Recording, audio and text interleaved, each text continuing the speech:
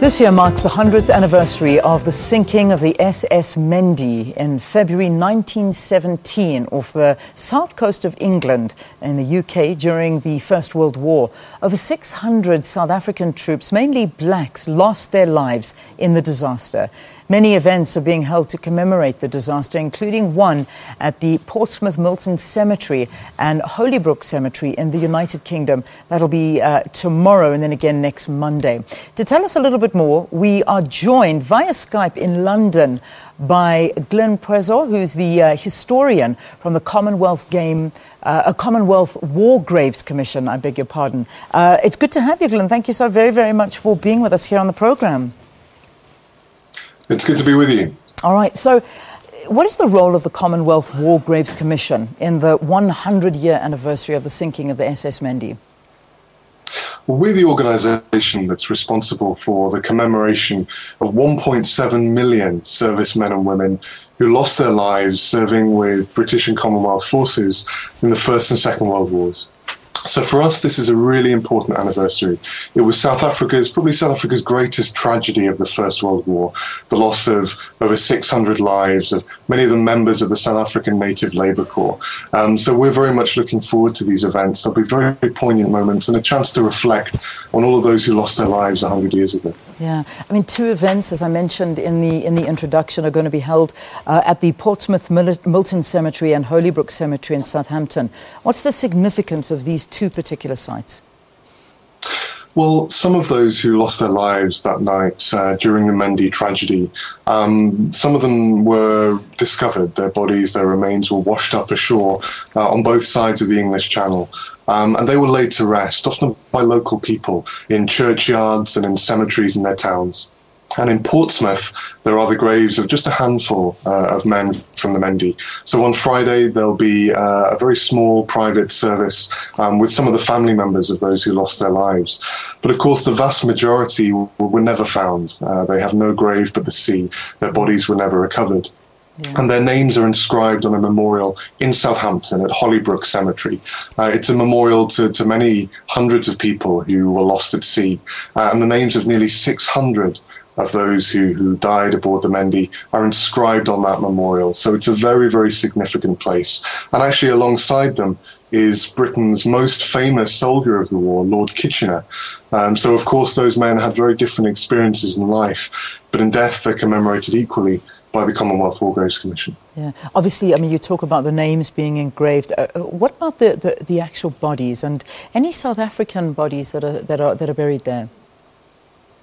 Well, there are a few buried on either side of the channel, mainly in Portsmouth, but a few dotted around. There's a lovely churchyard in a place called East Dean in Sussex, in beautiful English countryside.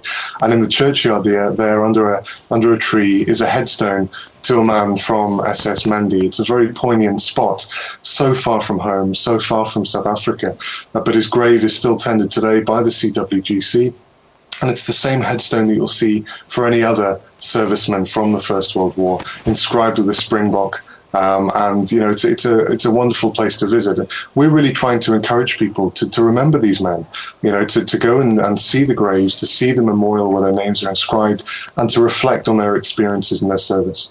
I'm not sure that we know enough about the bravery of these men and what they did at that time. And there's so many incredible stories that have actually come out of it, of the men's bravery. And there's one man that really does jump out, and that's Reverend Isaac Dioba, who cried words of encouragement to the dying men.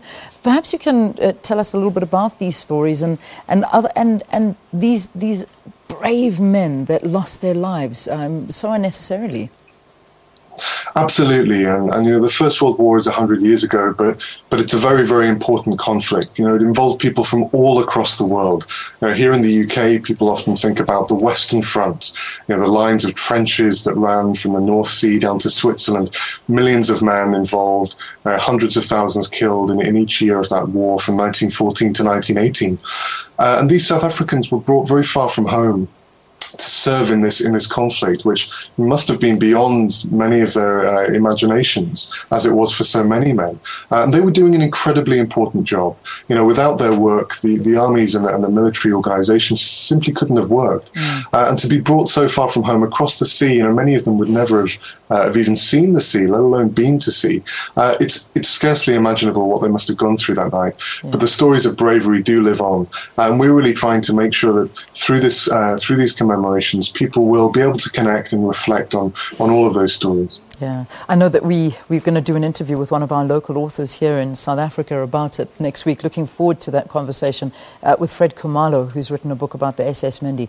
Just before I let you go, and we again thank you for your time all the way from London. Princess Anne and South Africa's High Commission to the UK, Obed Mlaba, are going to be tending these events. Just give us a little bit about details about the programme. What can we expect over these days? Well, on Friday, the service in Portsmouth will be relatively small scale. It'll be more of a private service, but there'll be a chance to reflect on the grave sites and also a civic ceremony. And then on Monday in Southampton, an event which I'll be privileged to attend. As you said, we'll have Princess Anne, Princess Royal, and Vice Admiral Sir Tim Lawrence, who is the Vice Chairman of the Commonwealth War Graves Commission. They'll be joining with the South African High Commissioner and other dignitaries at that memorial in Southampton. There'll be a formal wreath laying, there'll be speeches, and a mark of respect for all of those who lost their lives in that terrible tragedy 100 years ago. So it promises to be a very poignant series of ceremonies, but hopefully one that will make people, not just in the UK, not just in South Africa, but all around the world, aware of what happened 100 years ago. All right, we leave it there. Glyn, thank you very, very much for talking to us here on the programme. It's been very interesting, and I think we're going to focus quite a bit on this SS Mendi. February 1917, it sank off of the south coast of England in the UK during the First World War, and over 600 South African troops lost their lives there. So we are commemorating that, of course, 100 years down the line. So Glyn Prysor is from the Commonwealth War Graves Commission, talking to us about events being held in the UK.